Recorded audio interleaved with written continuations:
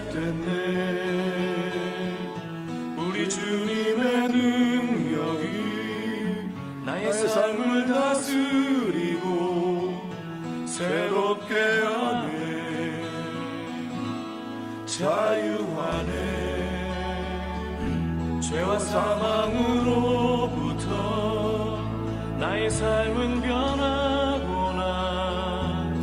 충만하네. 시작됐네. 우리 주님의 능력이 나의 삶을 다스리고 새롭게 하네. 자유하네. 죄와 사망으로부터 나의 삶은 변하구나. 충만하네. 은혜로다. 주의 은혜 한량없는 주의 은혜. 은혜로다. 주의 은혜 변함없는 신실하신 주의 은혜. 은혜로다. 주의 은혜 한량없는. 하나님 주시는 성경 말씀 이 시간 보겠습니다. 갈라디아서 2장입니다. 11절부터 16절까지 찾으셨으면 교독하여 주의 말씀 받습니다. 마지막 절은 합독합니다. 게바가 안디옥에 이르렀을 때에 책망할 일이 있기로 내가 저를 면책하였노라.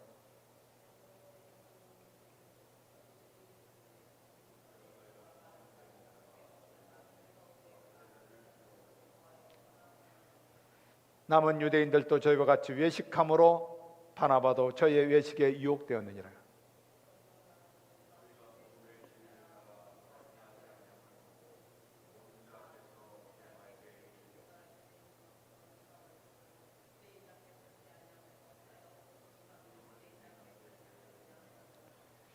우리는 본래 유대인이요 이방 죄인이 아니로되 같이 읽습니다. 사람이 어렵게 되는 것은 율법의 행위에서 난 것이 아니요 오직 예수 그리스도를 믿음으로 말미암은 줄 아는 거로 우리도 그리스도 예수를 믿나니 이는 우리가 율법의 행위에서 아니고 그리스도를 믿음으로써 의롭다함을 얻으려 함이라.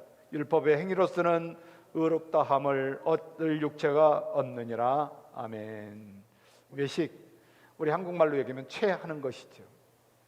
사실은 그게 아닌데 그런 것처럼 가장하는 것을 외식이라고 말하죠.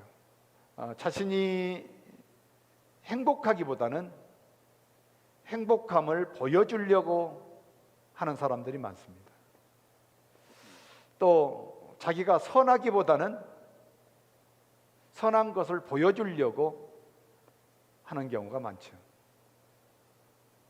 또 자기가 가져서 풍성함을 누리고 사는 것이 아니라 가진 것처럼 사람들에게 보여주기를 원하는, 어쨌든 그것을 전체적으로 얘기하면 외식이다. 성경은 그렇게 말하고 또 세상적으로 말하면 체하는 것이다.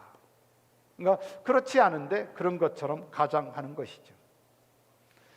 신선정 목사님 신학자이기도 하시죠. 연세가 드시고 위타이를 하셔서 이렇게 간증하는 거 보면 어느 때는 아이고 겁나기도 하기는 하지만 어쨌든 이번에 말씀하시는 것을 보면 외식에 대한 얘기를 그렇게 하고 있습니다. 사람들이 체하고 가장을 하고 그러다 보니까 선하지 않은데 선한 것처럼, 그리고 믿음이 없는데 믿음이 있는 것처럼 그렇게 가장하며 살아가는 외식적인 문화가 너무나 우리에게 팽배해 있다고 신 목사님은 그렇게 말씀합니다. 우리는 미국에 와서 살면서도 여전히 유교적인 전통을 버리지 못하고 살 때가 많죠. 그도 그럴 것이 어려서부터 한국에서 미국으로 왔으면 모르는데 연세가 드셔서 오신 분들은 정말로 세월이 지나면 지날수록 그때 타임으로 스탑이 되어 있어서 여전히 유교적 전통적인 문화에 빠져서 신앙의 삶을 사는 경우를 볼 수가 있습니다. 그런데 다 그렇다는 것은 아니지만 그런 모습으로 살아가는 사람들 중에는 잘못 외식적인 모양으로 보여질 때가 많이 있는 것을 볼 수가 있고요. 또한 그런 분들이 교회 신앙생활을 하면서 점점 주님의 은혜 안에서 믿음의 가치를 가지고 살아가는 것이 아니라 어떤 외형적인 그런 외식적 가치를 가지고 사람들을 판단하는 것을 볼 수가 있습니다. 예수님은 끊임없이 외식에 대한 경계를 하고 계시죠. 예수님께서 여러 가지 외식에 대한 모습들을 말씀하시면서 그들을 경계하지만 특별히 의롭게 되는 것에 대한 외식적 모습을 주님은 말씀하기도 합니다.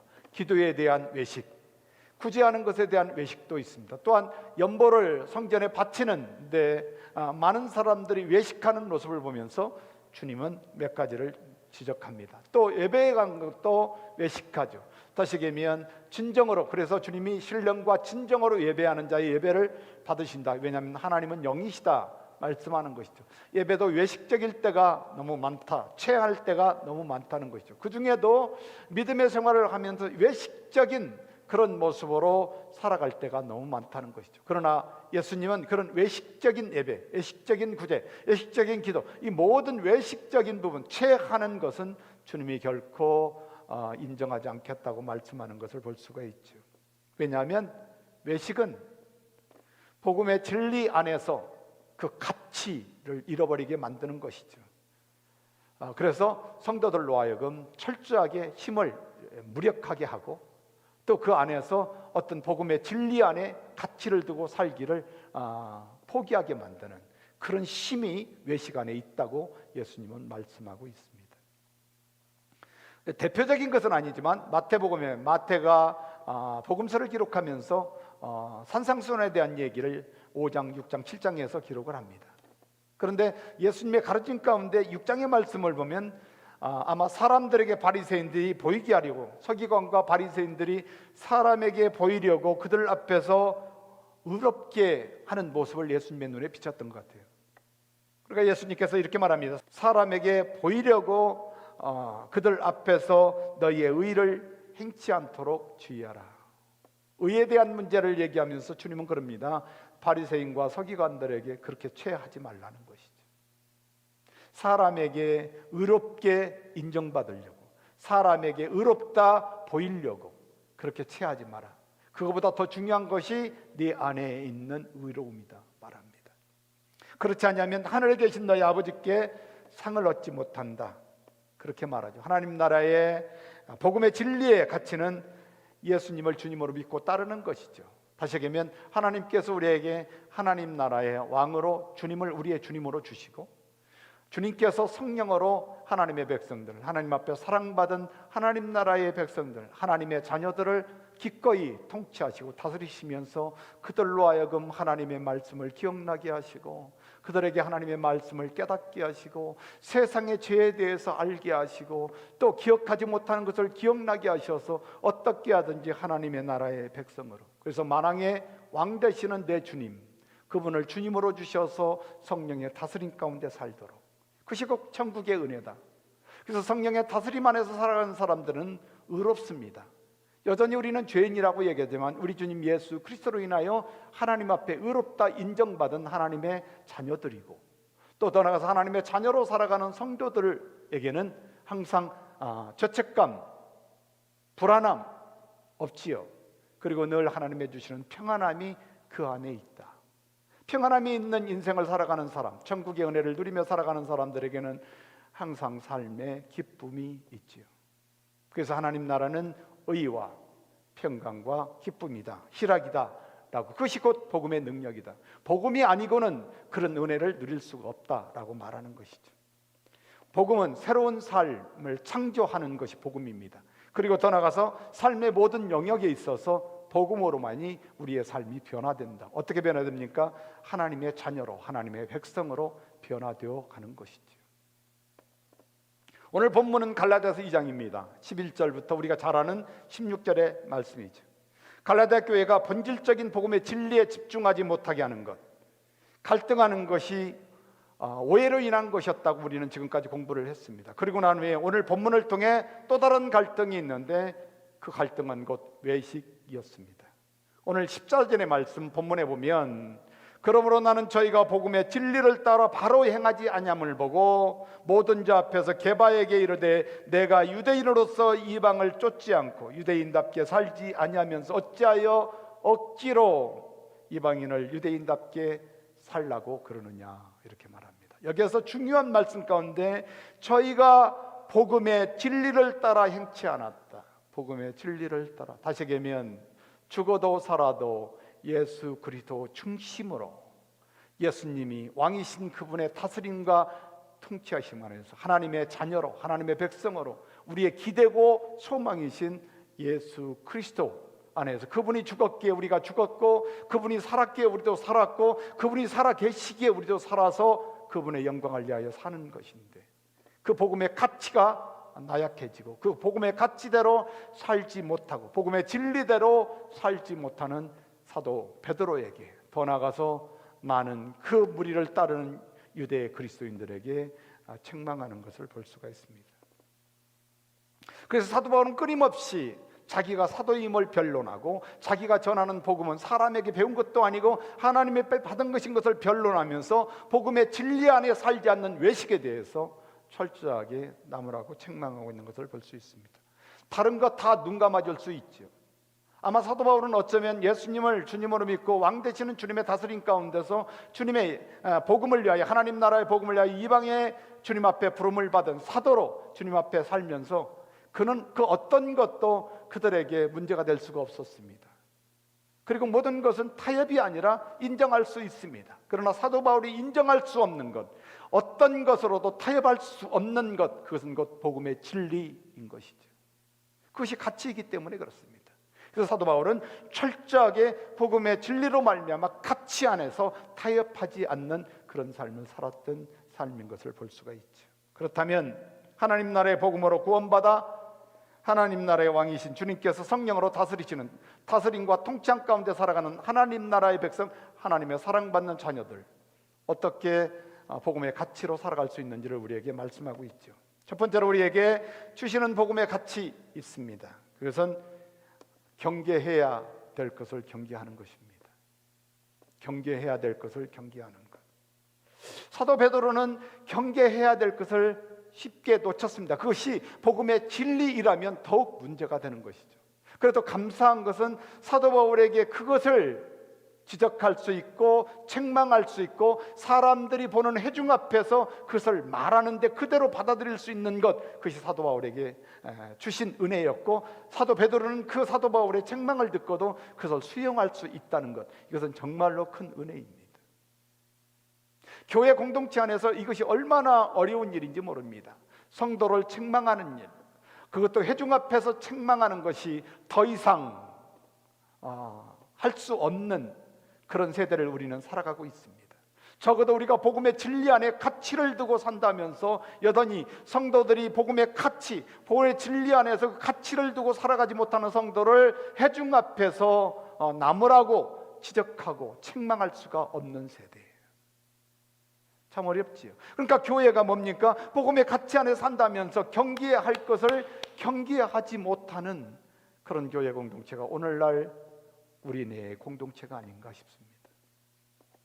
게바는 잘 아는 대로 바위 반석이라는 그런 뜻을 가진 베드로 사도를 일컫는 말이지요. 베드로는 그리스어고 헬라어이고 그리고 게바는 아랍어입니다. 시리아어로 되어 있습니다. 어쨌든 간에 오늘 본문은 게바인 베드로 사도가 안디옥 교회를 방문하여 잘못하는 일로 인하여 사도 바울에게 책망을 받는 모습입니다. 그런데 그것도 사람들이 없는 곳에서 단둘이 얘기하는 게 아니고 많은 무리가 있는 중에 그 일을 합니다. 그 일은 뭡니까? 교회 공동체의 가치가 무엇인가 하는 것을 알려주기 위한 성령의 은혜입니다. 교회 공동체가 잘못하고 있고 잘못 가고 있는 것들을 책망하면서 그 책망을 받아들일 수 있는, 그리고 회개하고 주님 앞에 다시 돌아와 왕 되시는 주님의 다스림 가운데 살아가는 그런 공동체, 그런 성도, 그런 제자, 그런 하나님의 자녀, 복된 것이죠. 그것이 하나님의 은혜다, 사도 바울은 얘기합니다. 우리가 오늘 안디옥 교회에 방문한 사도 베드로가 언제, 왜 안디옥 교회에 방문했는지는 모릅니다. 말씀을 전하기 위하여, 아니면 안디옥 교회가 이방에 복음을 전하는 전초기지이기 때문에 방문하여 형제들과 더불어 말씀을 나누고 서로 하나님께서 행하시는 역사들을 보고 또 서로 간증하며 하나님 앞에 영광을 돌리기 위하여 아마 어쩌면 교회를 방문했을 것이라. 안디옥 교회는 예루살렘 교회와는 조금 세링이 다릅니다. 안디옥 교회는 이방 교인들도 있고 이방에 유대인이 아닌 이방에 있는 헬라인들 사람들 중에도 있고 또 유대교를 믿다가 개종하여 유대인 중에 교인이 된 분들도 있습니다.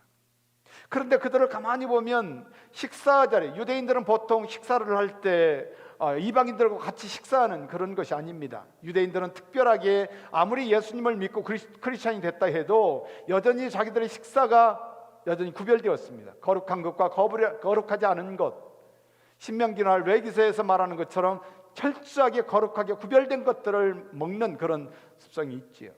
그러나 이방인들은 그렇지 않습니다. 거룩하고 거룩하지 않은 것들이 그렇게 중요하지 않은 것처럼 아무거나 먹을 수 있는 그런 사람들과 구별해서 먹는 사람들 간에 차별이 없는, 간격이 없이 그냥 식사의 자리에서도 성찬의 자리에서도 함께 그렇게 주님의 은혜 안에서 교제를 나누는 그런 교회인 것처럼 보입니다. 그런데 마치 그때 베드로가 그 친교의 시간에 잘못된 것을 사도 바울의 눈에 발견되게 합니다. 그리고 사도 바울이 이렇게 말합니다. 게바가 안디옥에 이르렀을 때 책망할 일이 있기로 내가 저를 면책하였다. 면책하였다는 말은 사람들에게 잘못된 것을 지적하고 있었다는 거죠.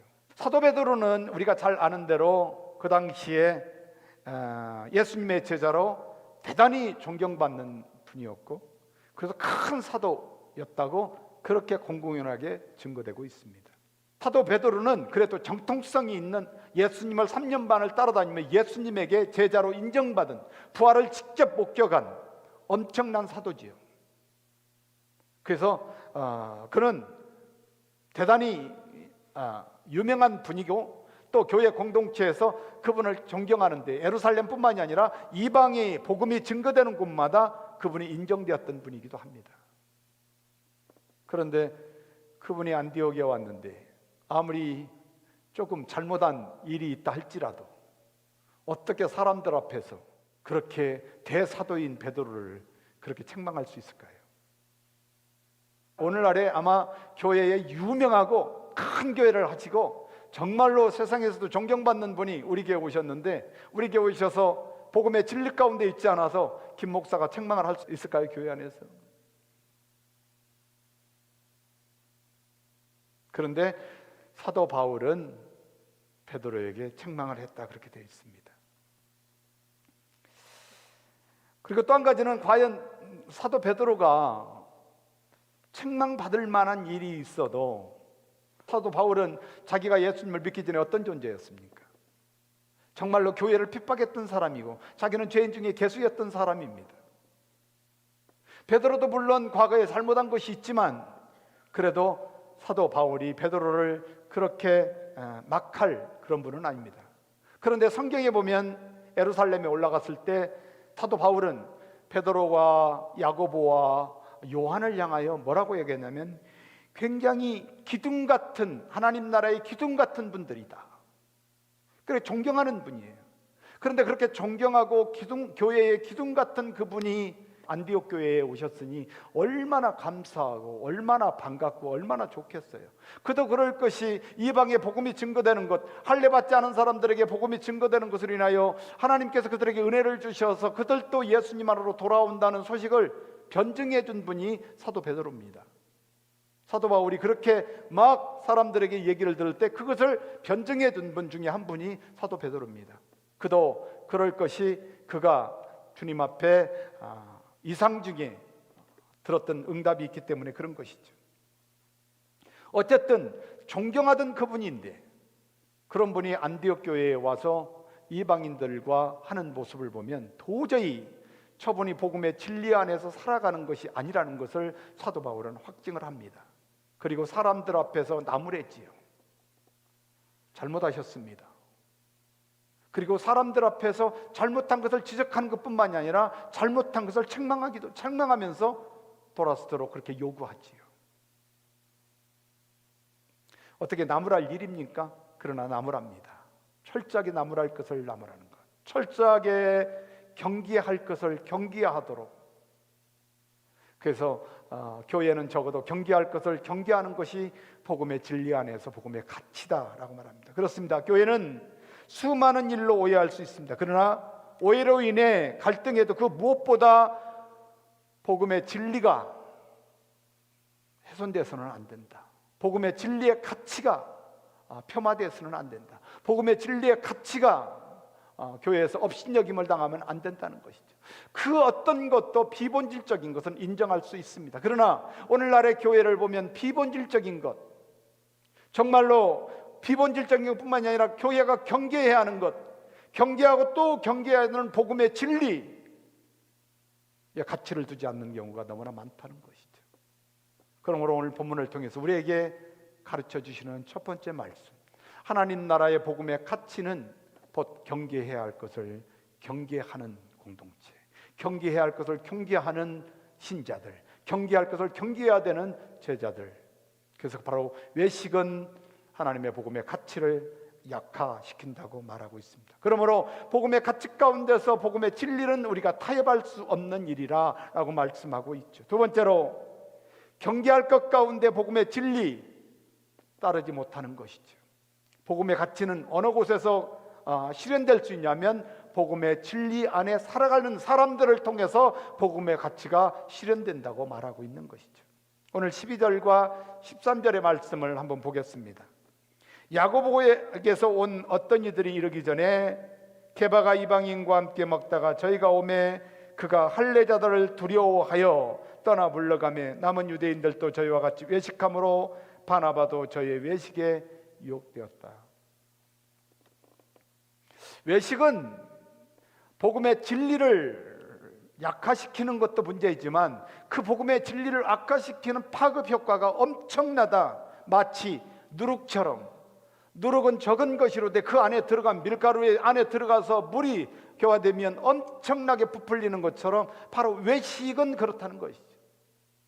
외식의 파급 효과는 상상할 수 없는 것이라 라고 말합니다. 그래서 철저하게 사도 바울은 베드로이지만, 존경하는 베드로 사도이지만 그에게도 타협할 수 없는 것이죠. 사도 바울이 안디옥 교회를 방문한 사도 베드로를 책망한 것은 다른 것이 아니라 식사에 대한 외식이었습니다.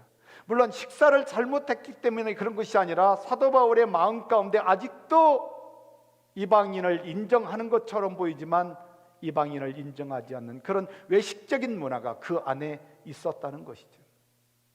그래서 그 외식으로 인하여 공동체가 분리되어지는, 하나님의 공동체는 하나가 되어야 되는데, 복음의 진리 안에서 하나가 되어야 되는데 복음의 진리 안에 따르지 않으니까 공동체가 와해되어지고 분리되어지고 각각 교회가 하나가 되지 못하는 그래서 하나님 앞에 영광이 되지 못하는 그 일로 인하여 외식을 책망하고 있는 것입니다.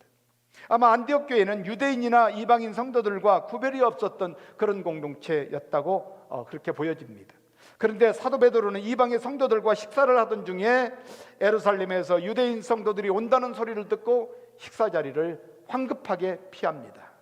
그 이유에 대해서 할례자들, 유대인들, 율법주의자들이 두렵다는 것이죠. 유대인들 중에 교정한 사람들, 그리고 예루살렘 교회에서 유대인으로 안디옥에 아마 예루살렘 교회에서 파송한 사람들인지는 알 수가 없습니다.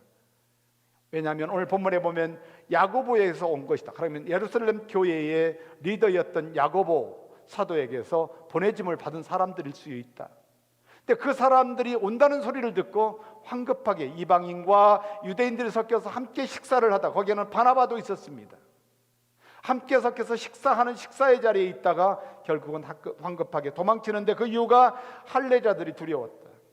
왜냐하면 그가 어쩌면 할례자들에게 사도 베드로에 대해서 이런저런 얘기가 있을 수 있습니다. 공격을 당할 수도 있고, 아니면 예루살렘에 돌아가서 사도 베드로는 이런 사람이라고 잘못된 얘기를 전파할 그런 것들이 두려웠습니다. 어쨌든 사람의 소리가 두려웠던 사도 베드로는 아무 생각 없었을까요? 아니면 실수로 그랬을까요? 아니면 그의 마음에 여전히 이방인과 유대인과의 어떤 분리되는 그런 외식적인 마음이 그 안에 있었기 때문에 그럴까요? 아니면 성령께서 사도 베드로 마음에 있는 외식적인 마음을 해결하기 위해서 깨닫게 하는 것일까요? 어쨌든 이 사건을 통하여 사도 베드로는 철저하게 아마 외식하는 그의 마음의 중심의 것들을 아마 회개했고 주님 앞에 돌아왔을 것이라 하는 그런 생각을 하게 됩니다. 유대 성도들과 아니면 이방 성도들과의 그런 생각을 가지고 그렇게 자리를 피했다면 괜찮은데 그것을 따르는 유대 성도들이 있었다는 것이죠. 그런데 거기엔 누구도 섞여 있어요? 바나바, 믿음에 신실했던 사람. 그 바나바도 그 베드로의 모습을 보고 그 자리를 피하는 것이죠. 그러니까 그런 것을 보다가 개인적으로만 얘기를 한 것이 아니고 교회 공동체 앞에서 사도 베드로, 존경하고 대단한 베드로를 나무라고 있는 것을 볼 수가 있는 것입니다.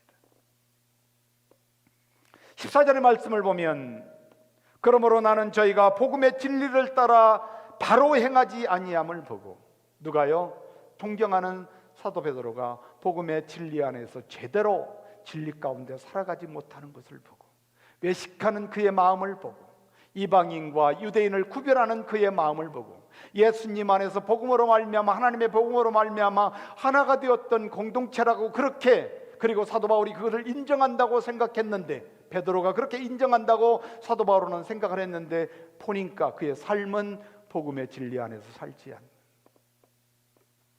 그래서 모든 자 앞에서 게바에게 이르되 내가 유대인으로서 이방을 쫓고 유대인답게 살지 않으면서 어찌하여 억지로 이방인을 유대인답게 살게 하는. 다시 얘기하면 예수 그리스도를 주님으로 믿고 주님을 따르는 제자로 살면서 주님 때문에 사는 것이지 유대인으로서 율법을 위하여 사는 것이 아니라는 것을 사도 바울이 베드로에게 지적하고 있는 것입니다. 예수님을 주님으로 믿는 순간부터 예수님 중심으로 왕 되시는 주님의 다스림 가운데서 주님 따라 사는 삶을 사는 것이 베드로의 삶이었죠. 그 이전까지는 그러지 않았으나 예수님의 부활을 목격하고 난 후에 주님께서 갈릴리에서 마지막으로 그에게 사명을 맡기고 성령이 임하여 초대교회 사도행전의 2장에서 성령이 임하면서 그는 새로운 사람이 됐고 복음을 전하면서 우리 주 예수 그리스도로 말미암아 그는 살았던 사람. 그런데 여전히 율법적인 어떤 성향이 그 안에 있어서 율법주의자들과 이방 성도들을 구별하는 그런 마음이, 외식하는 마음이 그 안에 있었다고 사도 바울은 얘기하고 있는 것입니다. 그러니까 네가 어찌해서 율법을 쫓지 않으면서, 유대인처럼 살지 않으면서, 유대인같이 율법을 가지고 살지 않으면서 어떻게 이방인 성도들에게 유대인처럼 율법으로 살라고 그렇게 말하느냐. 아마 존말로 했겠죠. 어떻게 유대인처럼 율법으로 살라고 이방의 성도들을 그렇게 유혹하십니까? 왜 그렇게 외식하십니까? 아마 점잖하게 말씀했을 거라 나는 그렇게 생각합니다. 저 같으면 막 따지고 막 소리를 지르고 할 텐데 사도 바울은 그러지 않았을 거예요. 사도 바울은 베드로 선생님이요, 어떻게 그렇게 하실 수 있습니까? 그런데 감사한 것은 사도 베드로가 사도 바울의 그런 책망을 성령의 책망으로 들었다는 것이죠. 할렐루야. 주님이 하시는 말씀으로 들었다는 것이죠. 이것은 은혜가 아니면, 다시 얘기하면 내 주님 왕 되시는 주님의 성령의 다스림이 없이는 안 되는 일인 거거든요. 그러니까 우리는 복음의 진리 안에서 살아가는 것, 복음의 진리를 따라 살아가는, 아니 내 주님 예수님을 따라 살아가는 것이 무엇보다도 중요하다. 하나님 나라의 백성, 하나님 앞에 사랑받는 백성들에게 외식에 대한 것은 대단히 무서운 것임을 예수님은 우리에게 끊임없이 사복음서를 통해서 말씀해 주고 있어요. 외식은 예수 그리스도의 옷을 입고 사단의 일을 하게 한다고 신성정 목사님 말씀하는 것처럼 그렇습니다. 사단은 끊임없이 외식하는 사람들을 통해서 복음의 진리를 무력화시키고 거기에 가치를 두지 못하도록 성도들을 유혹하고 있다는 것이죠.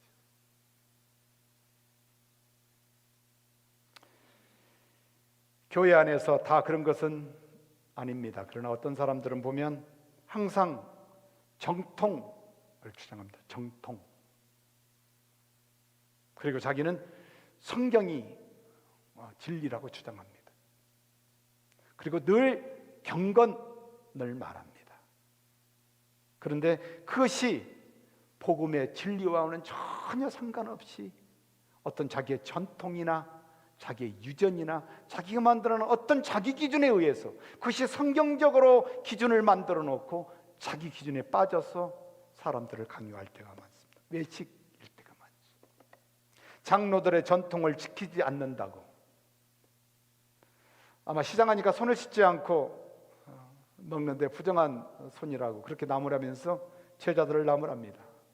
그리고 바리새인과 서기관들이 예수님을 향하여 대적할 때 예수님이 이렇게 말씀하죠.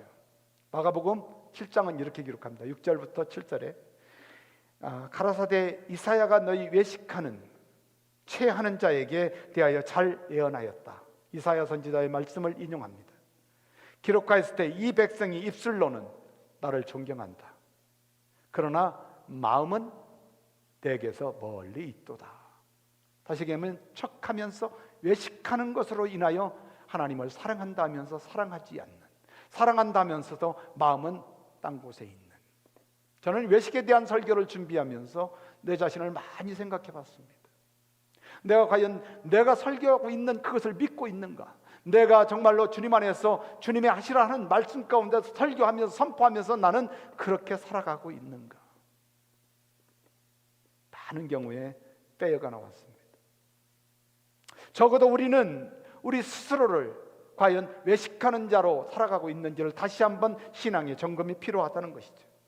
오늘 7절의 마가복음 말씀을 예수님은 계속해서 7절부터 9절 가운데 이런 말씀이에요. 바리새인과 서기관들을 향하여 사람의 계명으로 교훈을 삼아 가르치니 나를 헛되이 경배하는, 그러니까 그들이 만들어 놓은 원칙, 그들이 만들어 놓은 전통, 그들이 만들어 놓은 어떤 유전을 가지고 성도들을 가르치고 사람들을 가르치면서 그것을 지키지 않는다고 부정하다고 말하지만 성경은 그렇게 말하고 있지 않다는 것이. 너희가 하나님의 계명을 버리고 사람의 유전을 지키느니라. 가라사대 너희가 너희의 유전을 지키려고 하나님의 계명을 잘도 버리는구나. 정작 우리가 관심을 가져야 되는 것은 하나님의 뜻이고 하나님의 말씀이고, 그래서 우리는 우리의 힘으로 안 되는 거잖아요.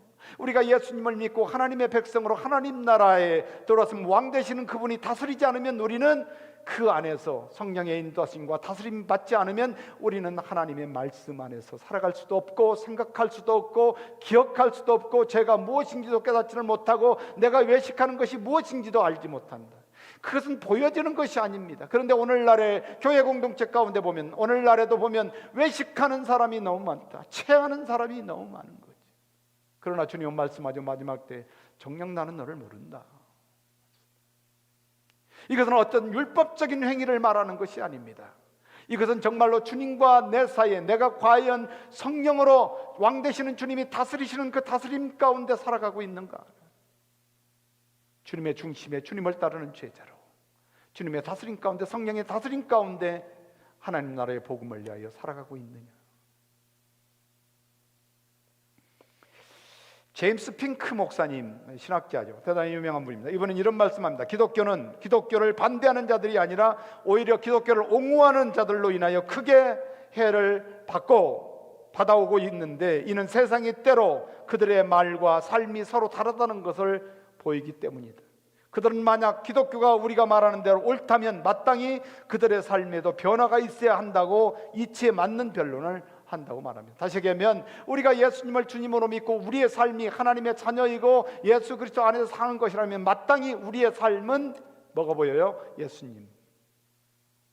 그렇습니다. 사랑하는 성도 여러분, 하나님 나라의 복음의 가치는 복음의 진리를 따라 살아가는 것 무엇보다도 중요합니다.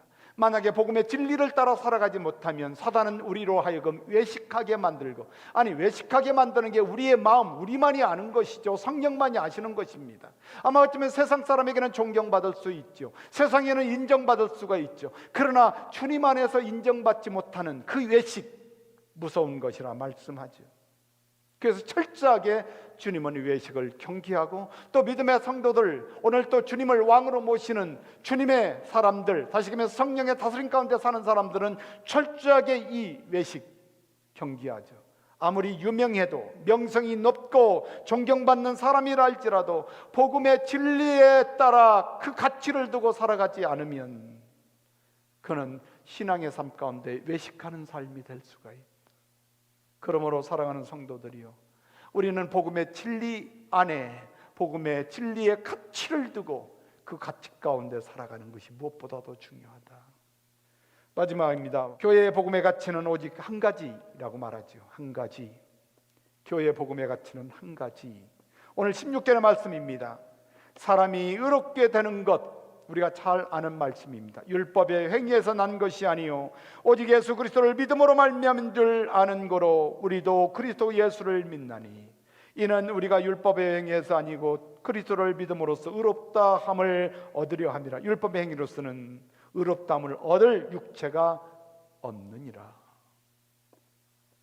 오늘 우리는 복음의 진리의 가치를 두고 살지 못하는 것은 참으로 불행한 일이라고 말합니다.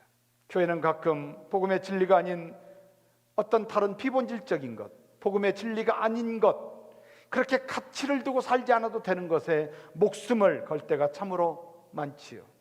교회가 그러니까 교회 안에 주님을 따라 산다고 하는 사람들 중에도 그런 경우가 많지요. 그러나 어떤 경우에도 예수 그리스도의 은혜 안에서 왕 되시는 주님, 하나님이 우리에게 하나님 나라의 왕으로 우리 주님 주시고 그 우리 주님을 믿는 사람들은 성령이 그 안에 계셔서 성령께서 왕 되시는 주님의 다스림과 통치하심 가운데 살아갈 수 있도록 인도하셔서 고아와 같이 세상에 그냥 버려두지 아니하시고 우리를 다스리셔서 끝까지 하나님의 복된 성도들로 하나님 나라 가는 그날까지 우리를 지키시고 인도하시고 역사하셔서 복음의 진리 안에서 살아갈 수 있도록 거기에 가치를 두고 살게 하시는 거예요. 거기에 우리는 목숨을 걸어야 된다고 말합니다. 교회가 적어도 목숨을 걸어야 되는 것, 그것은 복음의 진리입니다. 율법의 행위로 말미암아 의롭게 될 자가 하나도 없습니다. 적어도 율법의 행위로 말미암아 의롭게 된다면 우리는 이 땅에서 의롭게 될 자가 하나도 없습니다. 성경은 철저하게 모든 사람을 향하여 다 죄인이라고 말합니다. 항상 죄책감에 살게 되어 있고 죄책감에 사는 사람, 죄인의 삶을 사는 사람들은 무엇으로 증명되느냐? 항상 죽음의 두려움 가운데 사는 것이죠. 그러니까 죽음이 왕노릇하는 것입니다. 그 사람들은 죽음의 왕노릇 때문에 늘 죽는 것을 고민합니다. 늘 죽는 것에 대해서 불안해합니다. 늘 죽는 것에 대해서 괴로워합니다. 그러나 주님 안에서 예수 그리스도의 통치함 가운데 하나님의 자녀로 하나님 나라의 백성으로 살아가는 성도들, 성령의 다스림 가운데 살아가는 성도들은 그렇지 않습니다. 왜요? 우리 주님 예수님이 우리의 죄를 다 이루시고 완성하셔서 율법을 완성하시고 죽음의 권세를 이기시고 사망 권세 이기시고 그분이 우리의 주님이 되셔서 우리를 의롭다 하나님이 인정하셨기에 우리는 죽음의 죄의 죄책감 가운데 살아가는 사람들이 아니고 죽음의 권세 아래 살아가는 사람들이 아니라고 성경은 우리에게 말하고 있습니다. 그래서 우리는 그 말씀을 믿죠. 그 말씀을 믿는 사람들에게 하나님이 기꺼이 하나님 나라의 백성으로 인도하셔서 하나님 나라의 왕이신 예수님, 그분을 주님으로 주셔서 성령으로 그분 안에서 다스림을 받는 하나님의 백성으로 살게 하십니다. 우리는 더 이상 죽음을 두려워하지 않는, 아니 죽음이 존재하지 않는 사망 권세 이기시고 다시 사셔서 우리의 왕 되시는 주님이 우리의 주님이시기에 하나님께서 우리를 마땅히 죽은 자 가운데 살리셔서 다시 살게 하신다. 오직 예수님만, 복음의 진리이신 예수 그리스도만이, 왕이신 주님만이 오직 유일한 길이라고 우리에게 가르치고 있는 것입니다. 그것이 곧 복음의 진리이고 그것이 곧 복음의 진리의 가치라고 말하고 있는 것입니다. 오늘 9절의 말씀을 보면 그 말씀을 하면서 항상 소망이 존재하고 있는 성도들을 향하여, 아니 성령의 다스림 가운데 살아가는 구원받은 성도들, 그 성도들을 향하여 이렇게 말합니다. 오직 예수 그리스도를 믿음으로 말미암은 줄 안다. 알므도 우리는 그렇게 산다. 더 이상 율법으로 사는 자들이 아니다. 더 이상 율법의 행위로 말미암아 사는 자들이 아니라 예수 그리스도를 믿음으로 말미암아 주님 되시는 왕 되시는 그분의 다스림 가운데 그분을 따라 살아가는, 그분만 따르기만 하면 그분께서 천국이 어떤 곳인지, 하나님이 원하시는 것이 무엇인지, 하나님의 백성이 어떻게 사는 것인지를 가르쳐 주시지요. 그런데 이렇게 말합니다. 우리도 그리스도 예수를 믿나니 이는 우리가 율법의 행위에서 아니고 그리스도를 믿음으로 의롭다 함을 얻었느니라. 성경에서 우리에게 말하는 믿는 것, 이것은 따름을 전제로 하는 것이죠. 예수님을 주님으로 믿는다 하는 것은 주님으로 따르는 것입니다. 주님으로 따르는 사람들, 그 사람의 안에 성령이 임하시고 하나님께서 왕 되시는 주님이 우리의 주님인 것을 성령이 알게 하셔서 그분을 따르게 하시는 거죠. 하나님 나라의 백성입니다. 그래서 영원한 영화의 구원이 이르는 그날까지, 아니 영원한 하나님 나라 가는 그날까지 우리는 홀로 사는 것이 아니라 날마다 왕 되시는 주님께서 우리를 다스리시고 통치하신다. 그래서 우리는 항상 주님 앞에 의로움으로 살아가는 성도들, 여전히 주님 안에서 죄인 중에 괴수이지요. 할 말이 별로 없는 겁니다. 그래서 주님의 진리, 내 주님 예수님 안에서 눈을 떼면, 그분의 통치 안에서 눈을 떼면 사탄의 유혹에 빠지게 되고, 사탄의 유혹에 빠지면 결국은 하나님의 풍성한 천국의 은혜를 누리지 못하는 것이죠. 여기서 의롭다 함을 얻으리라, justification이죠. 법률적인 용어입니다. 의롭다 함을 얻으리라, 반대어는 정죄함을 받으리라. 그러니까 의롭지 않으면 정죄함의 주인은 무엇입니까? 권세는 무엇입니까? 죽음입니다. 그런데 의로움은 무엇입니까? 사는 것이지요. 우리는 하나님의 백성으로 사는 것입니다. 갈라디아서 2장 20절, 다음 주에 공부하겠지만 갈라디아서 2장 20절을 보면 그 유명한 말씀입니다. 내가 예수님과 함께 십자가에 죽었다. 사도 바울의 고백입니다. 그리고 예수님과 함께 살았다. 예수님이 사셨기에 나도 살았다. 그리고 지금 사는 것은 예수님이 사시기에 나도 사는 것이다. 왕 되시는 주님이 사시기에, 이것이 복음의 진리입니다. 여기에 가치를 둘 때만이 우리는 좌로나 우로나 치우치지 않는 믿음의 삶을 사는 것입니다. 그래서 의롭다함을 얻은 것은 율법의 행위로서 의롭다함을 얻은 것이 아니다. 율법의 행위로 의롭다함을 받을 만한 존재가 이 땅에는 존재하지 않는다. 그러므로 우리는 하나님의 은혜로 인하여 내 주님 예수님을 죽은 자 가운데 사신 그분을 우리의 주님으로 믿고, 할렐루야, 그분이 우리의 죄를 위하여 십자가에서 모든 것을 다 이루시고 이제는 죽은 자 가운데 살리신 그분을 우리의 주님으로, 그분을 하나님 나라의 왕으로 주시고 우리를 물과 성령으로 거듭나게 하셔서 하나님 나라의 백성으로 주님의 다스림과 통치함 가운데 살아갈 수 있도록, 언제까지요? 영원히 하나님 나라 가는 그날까지입니다. 그렇습니다. 하나님 나라의 복음은 유대인이나 이방인에게 동일한 소식이죠. 복된 소식입니다.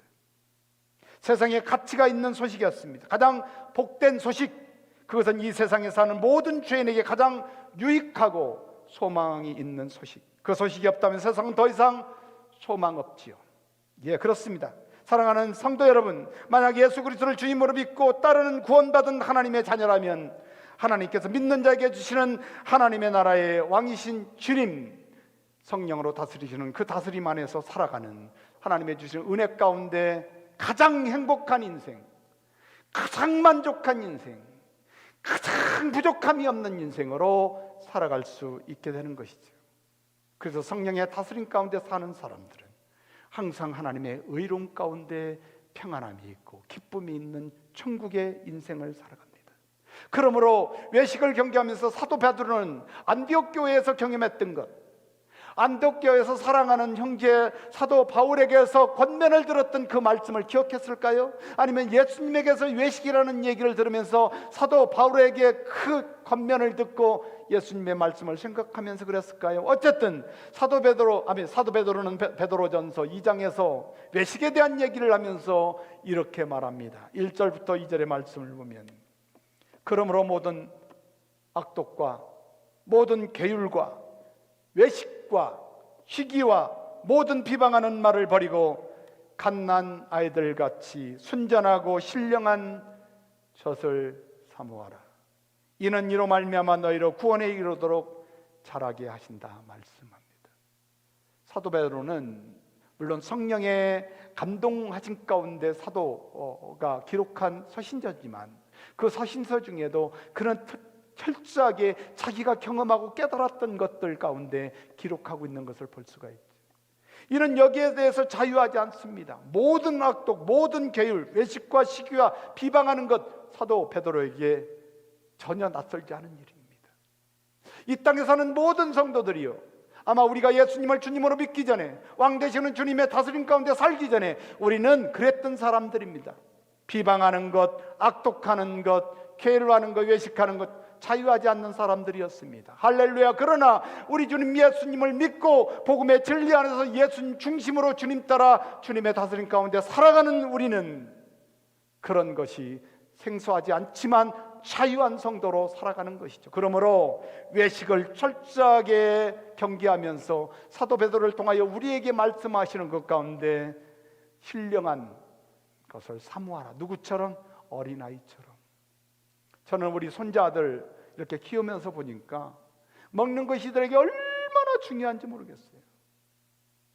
이들에게 젖이 얼마나 중요한지를 모르겠어요. 우리에게는 그렇게, 우리도 중요하지만 저에게는 그렇게 중요한 것이 아닌데 손자에게는 먹는 것이 중요하더라고요. 또 자는 것, 노는 것이 중요해요. 그런 것처럼 사도 베드로는 우리에게 그렇게 도전합니다. 복음의 진리 안에서 가치를 두고 살기 위해서 어린아이들처럼 순전한 젖, 하나님의 말씀을 사모하는 것. 떠들고 교회가 문제가 있고 난리치고 모든 것에 가장 중요한 것, 복음의 진리에서 떠났기 때문에 그렇다. 복음의 진리에 가치를 두지 않기 때문에 그렇다. 그러나 복음의 진리에 가치를 두고 살기 위해서는 신령한 것, 내 주님 예수 그리스도 안에서 성령의 다스림 가운데 말씀하시는 그 말씀을 사모하는 것이 무엇보다도 중요하다. 우리는 교회 복음에 갇힌 경계할 것을 경계하고 있는 거예요. 우리는 경계할 것 가운데 복음의 진리의 가치를 두고 살아가고 있는 거예요. 아니면 교회의 복음의 가치는 오직 한 가지뿐이라는 것을 깨닫고 그거 이외에는 모든 것을 다 타협해도 된다고 생각하며 살고 있는 거예요. 이런 말 합니다. 세상이 나를 통해서 우리 주님 예수님을 볼 수 있다면, 설교를 마무리하면서 이걸 묻습니다.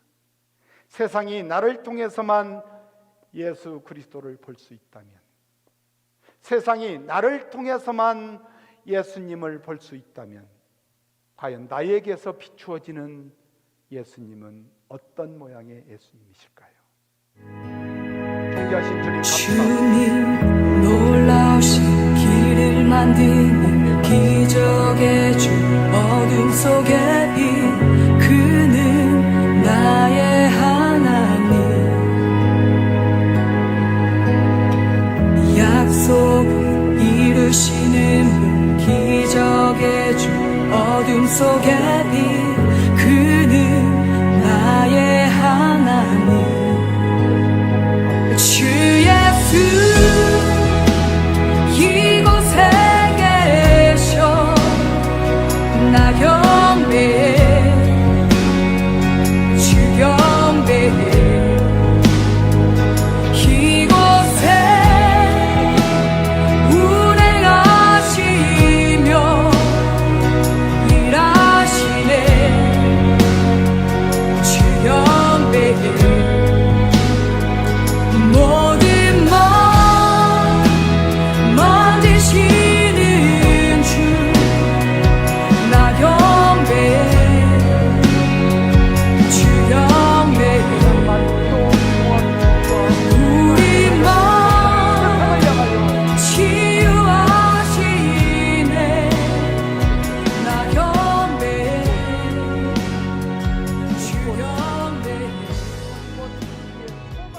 지금은 우리를 죄에서 구원하시기 위하여 십자가의 은혜를 허락하신 우리 구주 예수 그리스도의 은혜와 아버지 하나님의 극진하시고 만극하신 사랑하심과 성령 하나님 교통하시고 다스리시고 통치하시고 인도하시는 그 은혜가 오늘 외식에 대하여 말씀해 주시옵소서. 주님 앞에 외식에 대한 문제를 다루고 주님 앞에 다시 한번 서서 하나님 나라의 복음, 내 주님 예수 그리스도를 전하며 증거하기 위하여 세상을 향하여 나가는 주님의 백성, 주님의 제자들에게 지금부터 영원까지 함께 계실지어다. 아멘.